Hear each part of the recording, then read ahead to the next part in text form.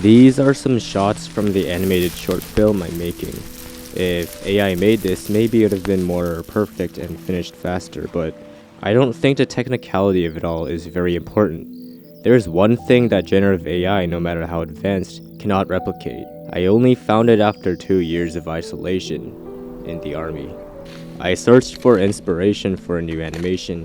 The days kept passing by, and I was stuck with my thoughts alone.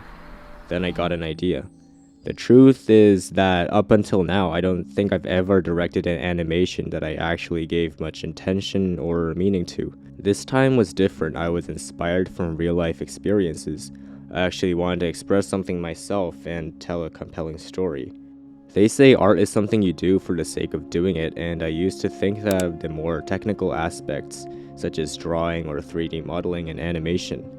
Some say art is an expression of oneself, and this definition is more resonant to me now. Because in the AI age, unfortunately, technical art is less valuable from an economic standpoint. When there are services that generate, although usually subpar or average images and videos and 3D models, there will be less demand for human work, obviously. One argument for humanity in technical art is that the result is also decided by the processes. Happy accidents and mistakes, limitations, challenges are all part of an artwork. However, for people who are only viewing the final result, that may not be so clear. That may still be true for art as an expression, but intention? That's more visible than just a technical aspect. That's where the deeper meaning of art truly comes to light.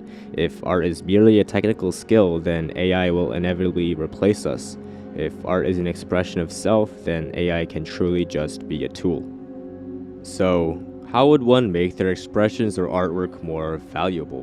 What makes someone's story worth hearing? How can I make my perspective matter? In the case of Bong Joon-ho's 2019 film Parasite, he was initially inspired by his experience of tutoring a student. Paul Schrader, who wrote Martin Scorsese's Taxi Driver, got the idea from his isolation and his realization that he hadn't spoken to anyone in days. These movies were not great just because the experiences that inspired the films were particularly unique. In fact, it was because they were about universal human experiences and emotions, and not something extraordinary. It was how they made the story around that idea and told it that made the difference. Each human being has a unique perspective. Everyone will assign varying levels of significance to certain details in life, based on past experiences, philosophy, and sensory inputs.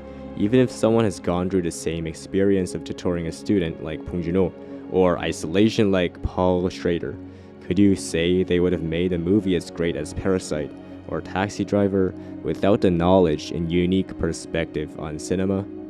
It really comes down to how well you assemble your own experiences and thoughts into a cohesive narrative that can resonate with others. It's having a good direction and taste. I guess this skill can be considered another technique in itself, but the difference is that other skills teach you how to follow an intention, but this one develops intentions. Hypothetically, let's say technology has advanced to the extent that we can perfectly recreate our thoughts as images or video. In this world where anyone can visualize anything as they wish, do you think everyone would be able to make masterpieces? Though you could say AI is great at recreating universal experiences, it's the detail and specificity that makes these universal experiences more relatable. And even if you use AI to write a story, you will still have to provide a direction and have good taste. Without being specific about something you want, AI will just make you a generic storyline, if not something on the level that anyone can create with AI themselves. Honestly, it's the same if you ask a human being to make you a story or to give advice without being specific. Here's the unfortunate truth. Ultimately, we are still competing against other people, not the AI itself. In this world where using AI, anyone can make something average at least, this skill is what's needed to make something that's meaningful.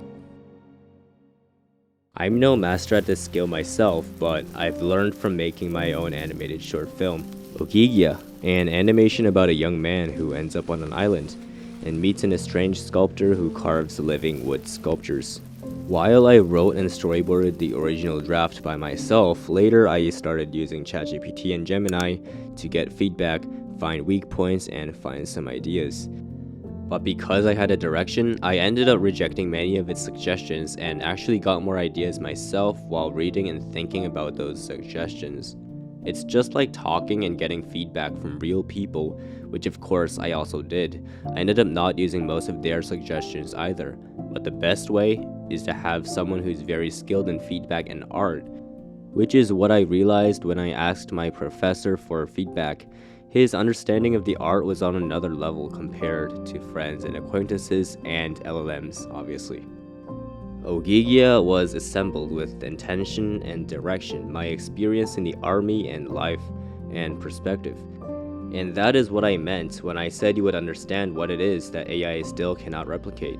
Well, the truth is, even if you do have a direction, it still needs to be good for it to matter and be something unique that AI cannot replicate. And to grow our taste and improve is our assignment for the coming future. If you are a 3D artist and are interested in helping with my animation, send me a message on Discord with your portfolio or demo reel. Thank you for listening to my story. What do you think about AI use and humanity? Let me know in the comments.